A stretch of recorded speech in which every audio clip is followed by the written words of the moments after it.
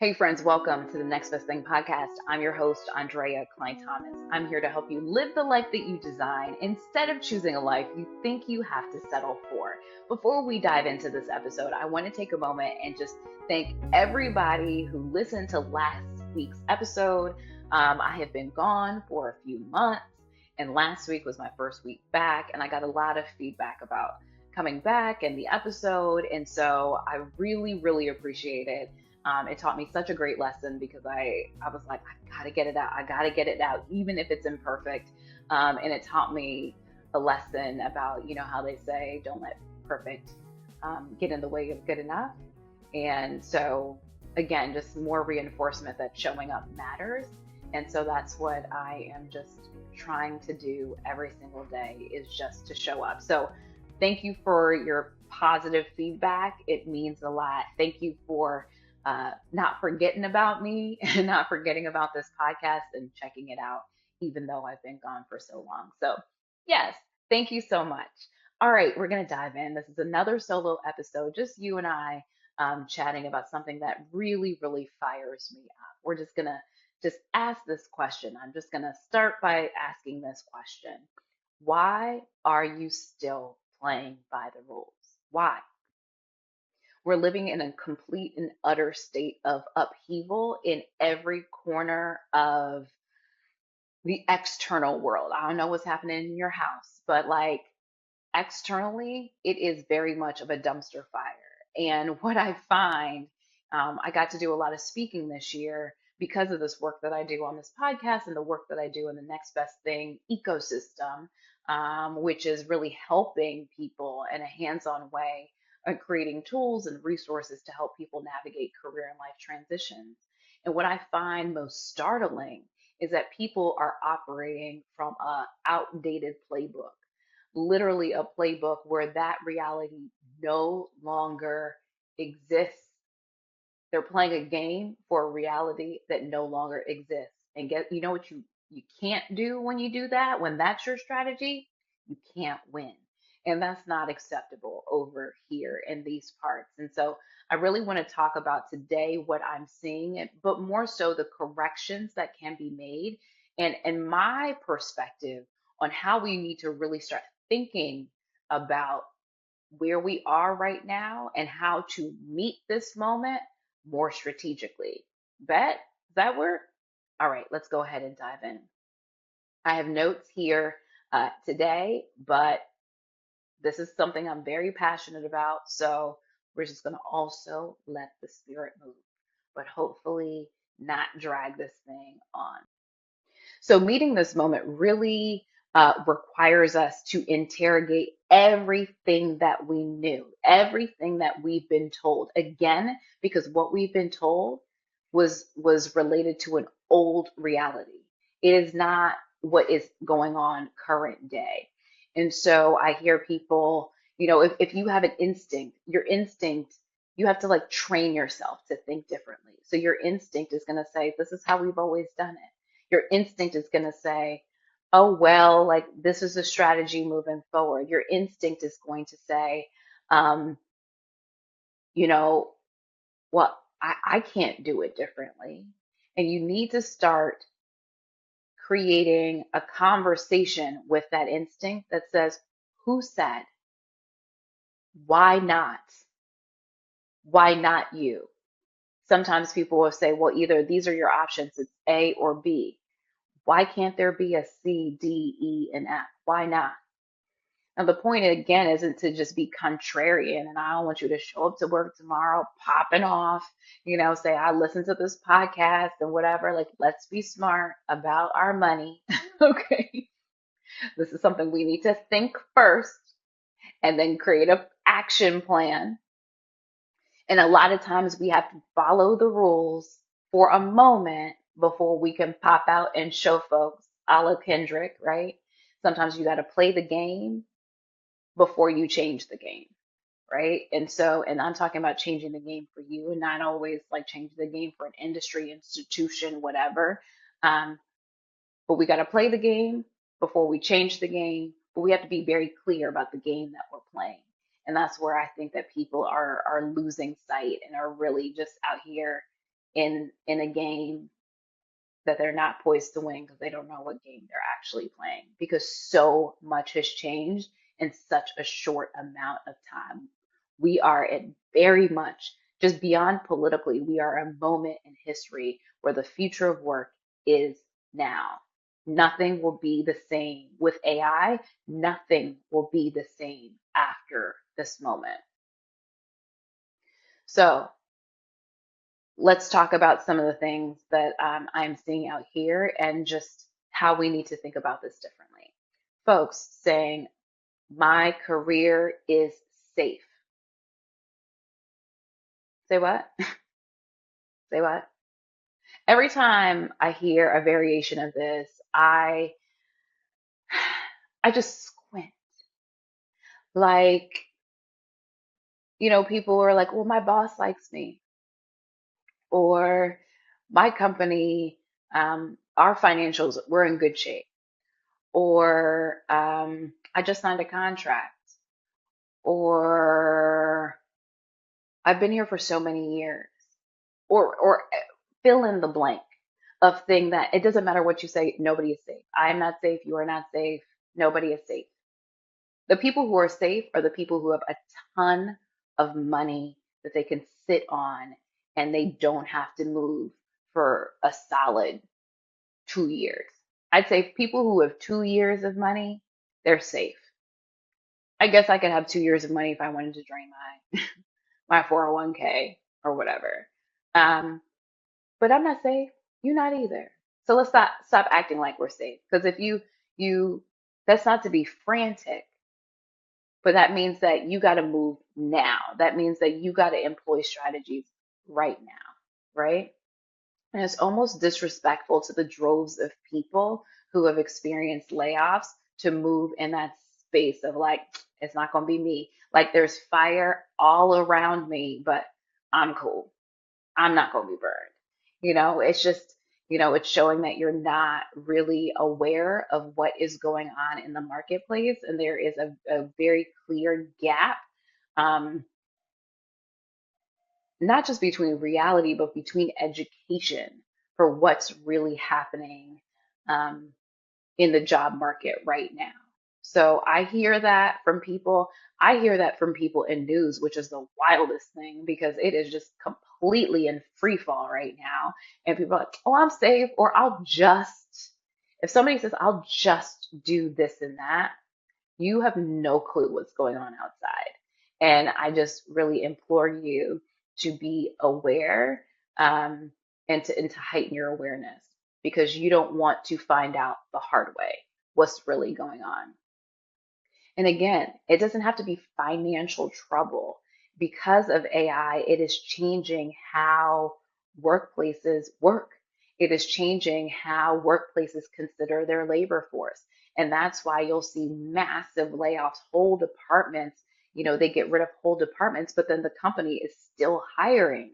It's because the strategic imperatives of the company are changing and are shifting, which is also why it's really important to be on those really boring town halls or to look at those corporate, it looks like a cheerleader rah-rah emails, but you got to read between the lines. It's important to look at the investor reports or follow CNBC, follows all of that, those investor calls. In news, it was really interesting because, you know, news exists to give people updates about what's happening, but they never reported internally what was happening within the company.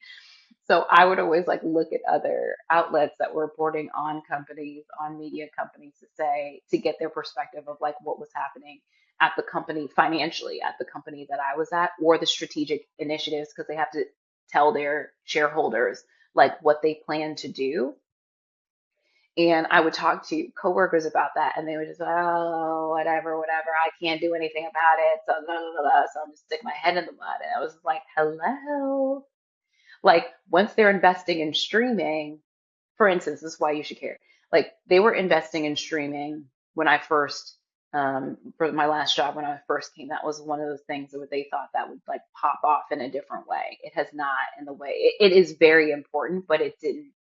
long story. But we had people who had been there for a really long time who thumbed their down on streaming. But I knew that it was like a business imperative to be on streaming. And so I would like sign me up, volunteer. I would like to be in that growth trajectory. You always want to position yourself in the growth trajectory. It does not matter what you care about in terms of what you think the company should do or where you think the company should go. It doesn't matter. Your thoughts don't matter because they're not going to move the needle.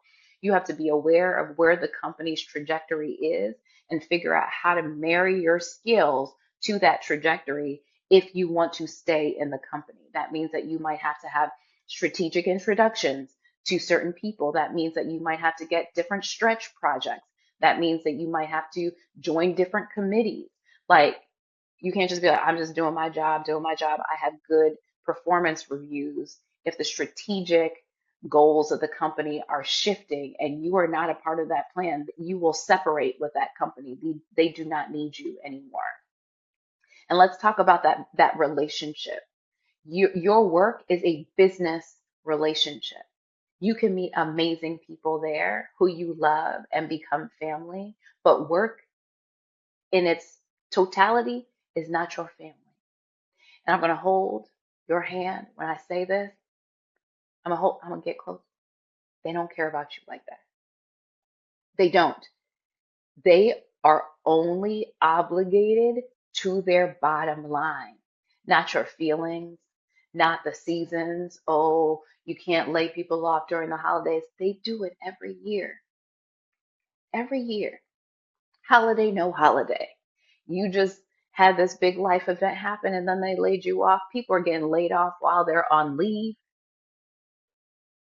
They do not care about you. That doesn't mean you need to have an adversarial relationship. That means that they need to have the right weight in your life and that it's all strategy. I just want you to understand it's a business relationship that you have with them. But I also want you to understand, because that sounds so just defeating, is that your gifts don't exist in a silo.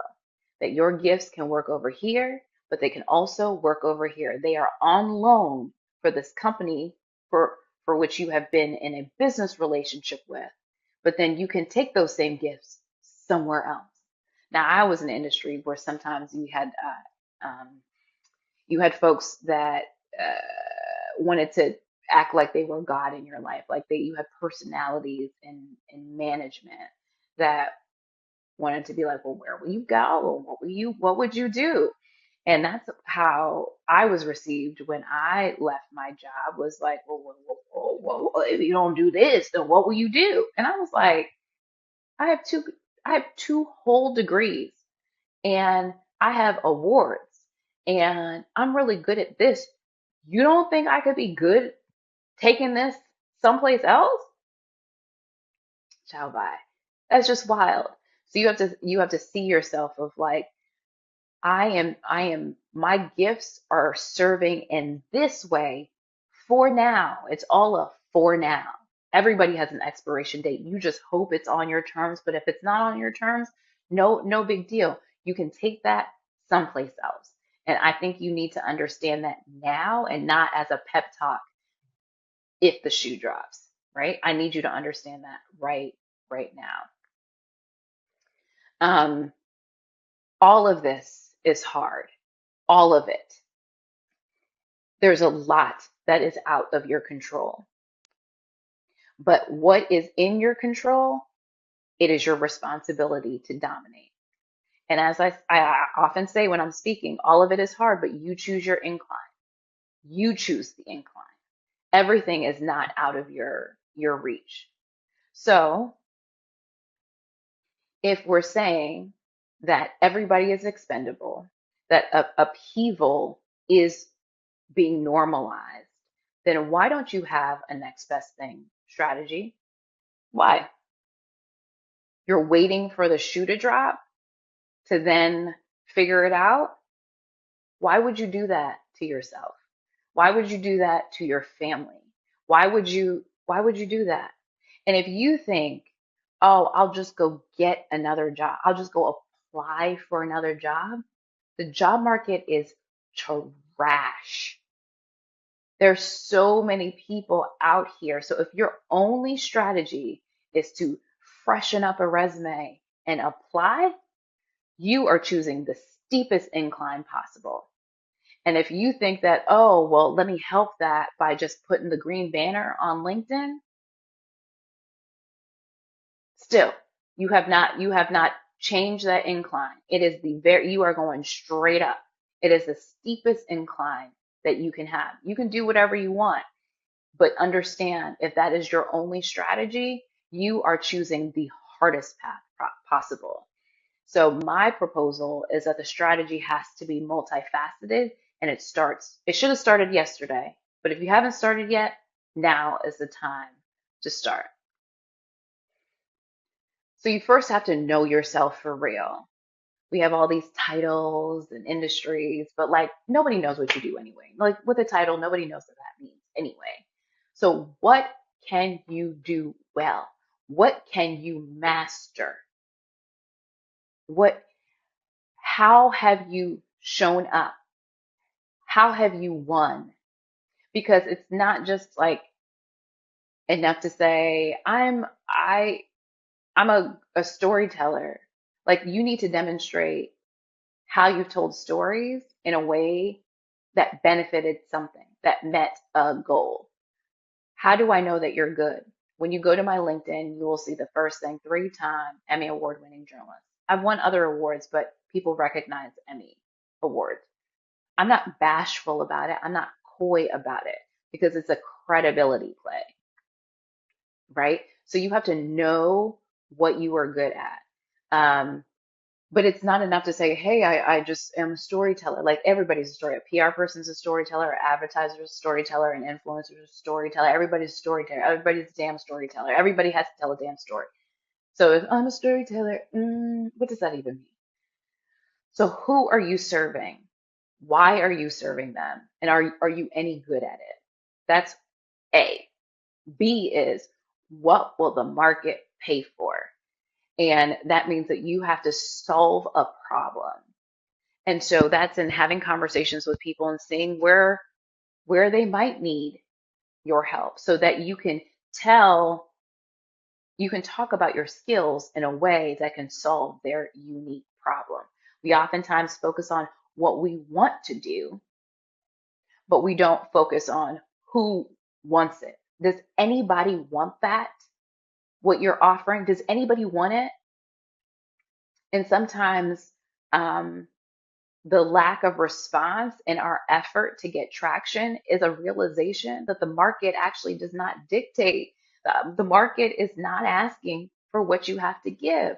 And so then you got to go back and tweak what you're offering, right? And that's not settling, that's not selling out. That's being smart about getting money in your pocket.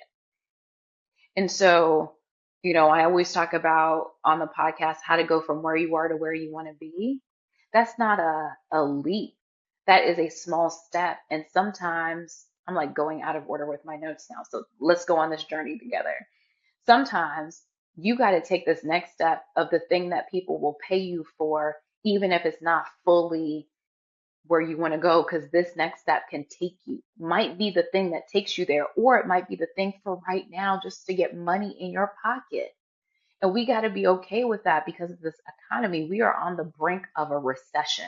We are literally, our toes are at the line of a possible recession. Some people are like, we've been in a recession. Well, I looked it up, and technically we're not technically there yet by the definition of what a recession is. But we're close. We're close. And the question I saw today was, is this government shutdown going to be the thing that constricts spending and all that stuff? Is that going to put us over the line and put us in a recession? But with that in mind, that means that we have to be really clear about it's not just what you want to do, it's what the market will pay for. And if you've been going out and knocking down doors and doing all this with this very specific way of being and you're not getting the results that you want, you gotta tweak the offer. and then go back out there differently. You've got to start listening to what the market will pay for and align your skills with that. So once you get clear about what you can do well, um, and who will pay for it, then we got to get to the who. We got to get to the people. Where are they? Are they already in your network? And check your network first before you go out cold. In business, they call it warm leads. Um, I've, there's also this whole, because you have a know, like, and trust factor with them is other terminology that people use. Basically, they're people that you don't have to validate. Um, you're already credible to. Sometimes I see people just trying to convince strangers and they haven't even tapped into who they know. And chances are you know more people than you're giving yourself credit for. So it's tapping into who you know to just learn more about the industries and, let them know that you're a free agent or that you would love to broaden your network or, things of that nature. So just letting people know what you are up to, keeping people updated on that is really, really important practice to employ. However, However, this is a big disclaimer, is that some people have no real understanding about who is and is not in their network. Okay? And I want to be gentle with this, but I also want to be very direct. Just because you shared air with somebody in a workplace situation doesn't mean that they are in your network.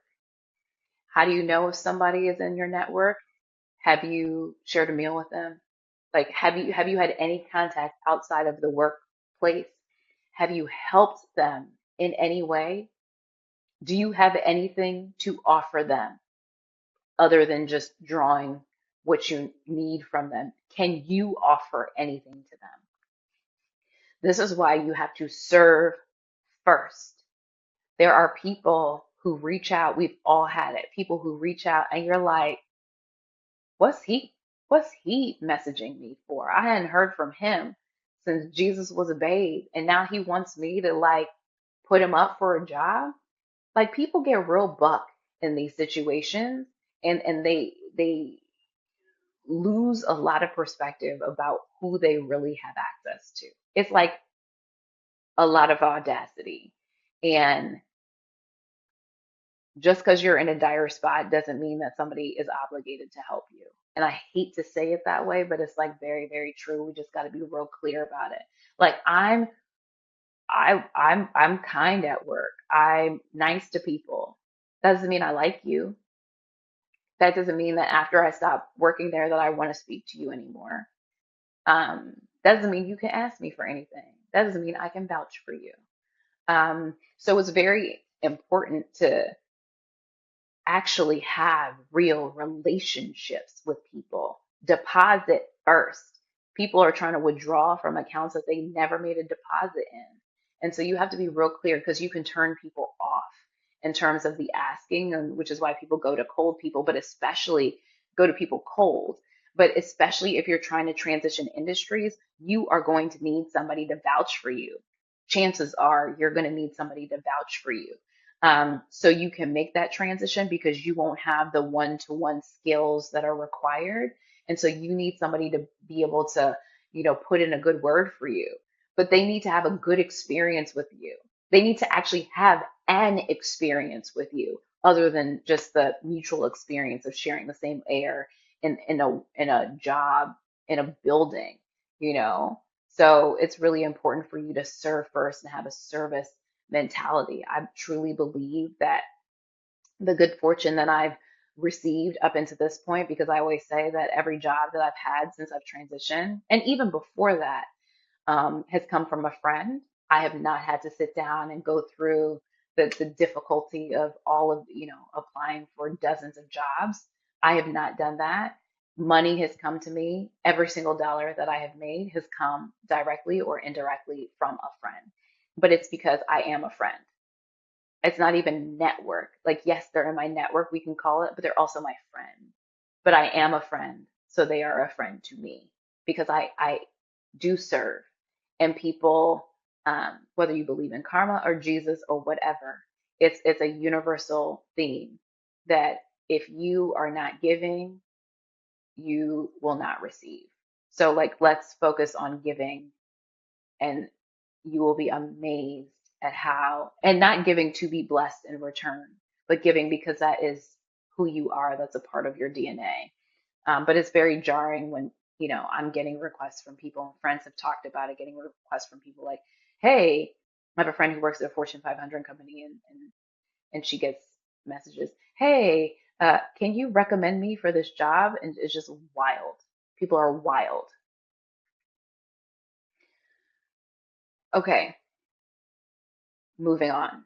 The other thing that is just, I see people not doing properly is that they're not telling anybody about themselves, more publicly. The hitting people up of who's in your network, broadening your network, meeting people in real life, serving in real life. That's an internal thing, but externally sharing your story, ideally on LinkedIn, depending on what you want to do, depends on the platform that's best for you.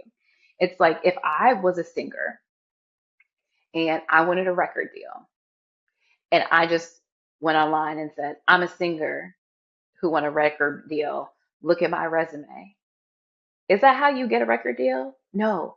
You get your damn guitar and you start strumming it and you start singing. You sing a cappella, you go on TikTok, you go on Instagram, and and that's how you get discovered, right?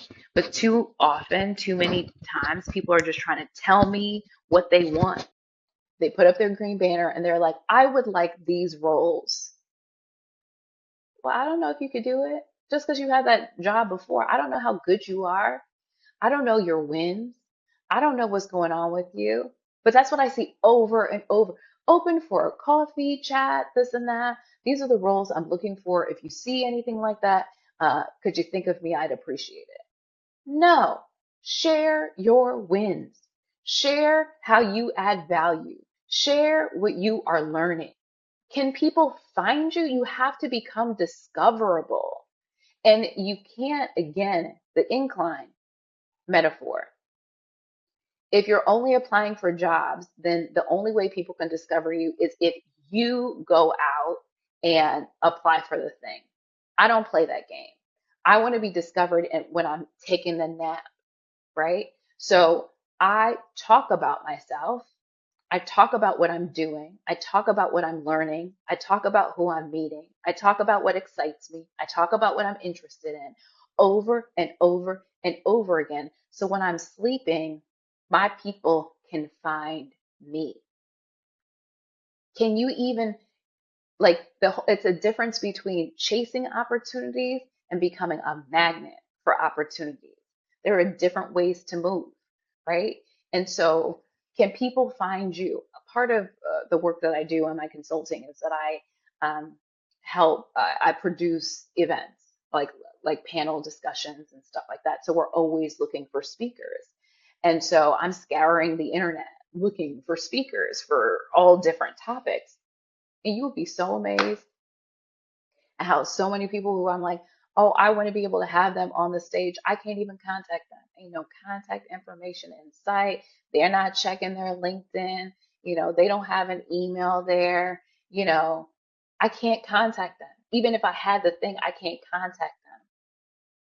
And it's just like, what opportunities are you missing? We want to invite you to this event where, big names that are in your field are going to be there.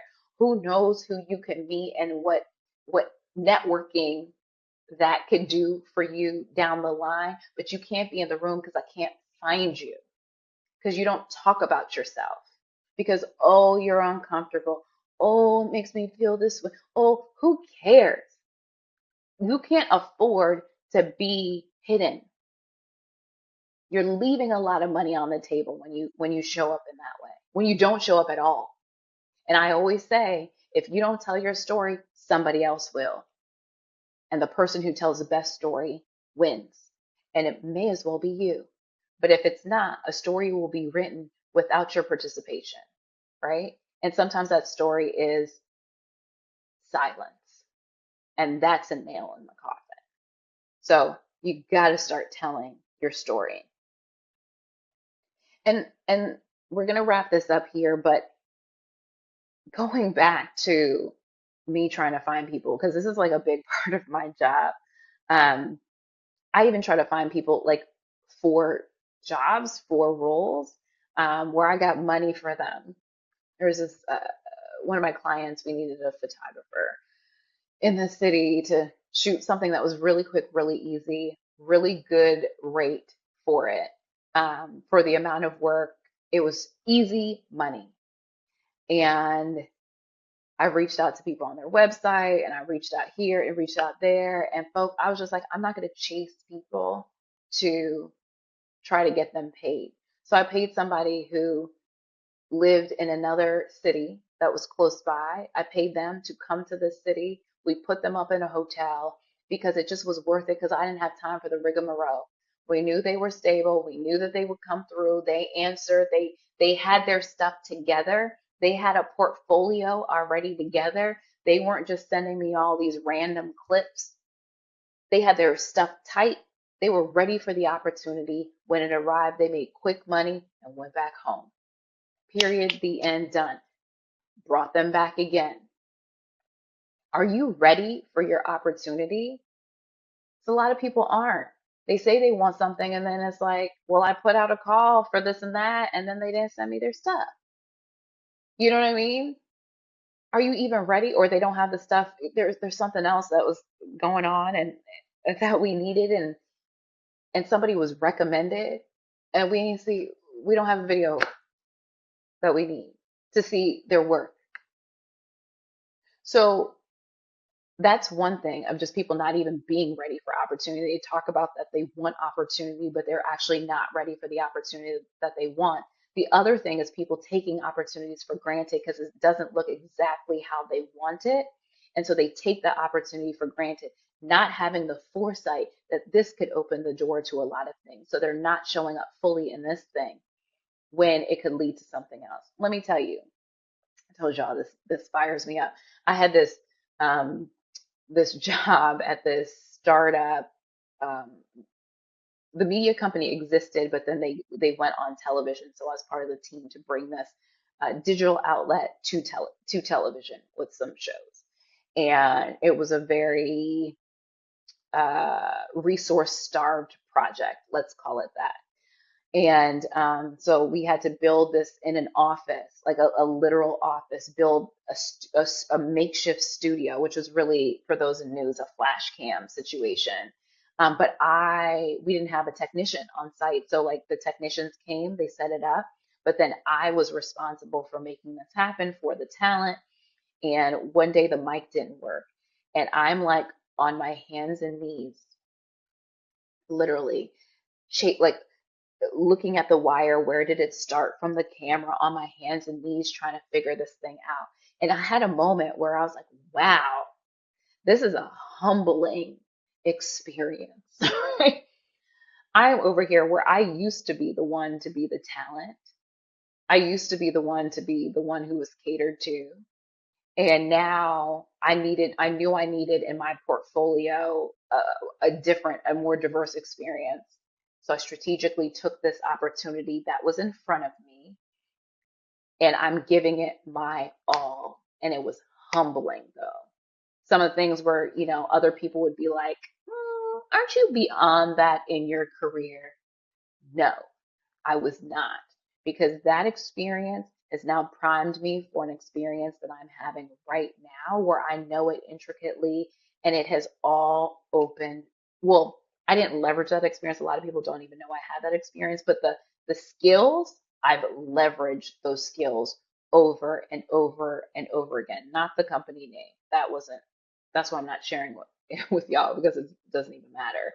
I don't even think I have it on LinkedIn that I even was there. But the skills, leverage that over and over again. And here we are today. We're in a much different place. And the trajectory is so much bigger in 3 years. So I had to humble myself. I took what was in front of my face. It wasn't exactly what I wanted, but it was a check. And I could do that for a year. You could do anything for a year. Folks, it wasn't an ideal situation, but it was a check. It wasn't a good check, but it was a check. And I could take the check for a year and I could use that to triage my financial needs as I built this business on the side. And so right now, we can't be precious about our dreams. Sometimes we have to understand the opportunity right in front of us and take that and make that work until we get to the next one, right? So don't despise the days of small beginnings. They will take you somewhere, but like you have to show up for it excellently in that. I feel like excellence is honored. All of these things, there's so much more. I'm going to stop right there, but you have to do it every single week. If you're in a job that you love, or if you're looking for a job every single week, you can't pick and choose. What am I going to do this week? All of it, all together, all at once, every single week. It's the consistency. This is the long game. I don't have a short-term playbook. I've never played a short game. I don't know how. And short games don't have lasting results. Long games do. But I recognize that some people have very immediate needs right now. They need to triage very immediate financial needs right now. And there are going to be resources to help you. I'm saying that this is the long game. This is the only game I know how to play. So I do want to put that out there and be empathetic about that as well. Because some people are like, well, damn, I needed a job yesterday. And it's hard out there. I want to acknowledge that it is hard. The way that I do help people play the long game through this podcast, go back and listen to the episodes of people from all different industries about how they've navigated their career and life transitions. There are so many nuggets dropped. When I first started this podcast, people were like, this feels like a TED Talk because it's filled with information, so much information. I share everything that I know I have shared. Okay, so there's that. The rewrite for journalists and storytellers. There are specific tools unique to that industry about how you can be available to a much broader audience. That link is going to be in the show description. The Next Nuggets newsletter for those who need a boost. It's my favorite thing to do, actually. And so we talk about tools, resources, all of that stuff to keep abreast of the whole next best thing ecosystem. The Next Nuggets newsletter, again, link in show description. And the membership is where you pay to have really hands-on help. Some of it is one-on-one, some of it is in group. But we're starting the New Year Next Level series on this week, where we're going to be talking about money. We have an expert coming in, and we have an expert every single month. So money is what we're going to be talking about for October, especially if you need starting a business side hustle. We're going to talk about that. My personal and business accountant is coming to do that session with us. In November, I'm going to be doing a 2-hour long session about planning for next year. And then in December, LaShasta Bell is coming to really talk about how to sustain this momentum, about self-care, sleep, how you can show up as your best self. With all the sessions, we have a secondary session with me where we work through all of this, because I'm about not things feeling good, I'm about things being good and moving the needle. Again, all the links are there. I share that because if you listen to the last episode, things are changing. I can no longer do ad hoc one-on-ones with people. I appreciate all of the referrals. Please keep them coming. But if you refer somebody to me, I'm going to be referring them to this podcast episode and to all of these links of ways they can get into the ecosystem. I do one-on-ones consistently with people in the membership. What I will be doing next year is, as my schedule allows, probably once a quarter, I will have a limited amount of slots available for people who are not in the membership who want to do one-on-ones with me. We'll do it that way. but the ad hoc, it is an energy transfer. And I'm just very clear about who, we talked about clarity, knowing yourself for real. I'm very clear about who I'm serving.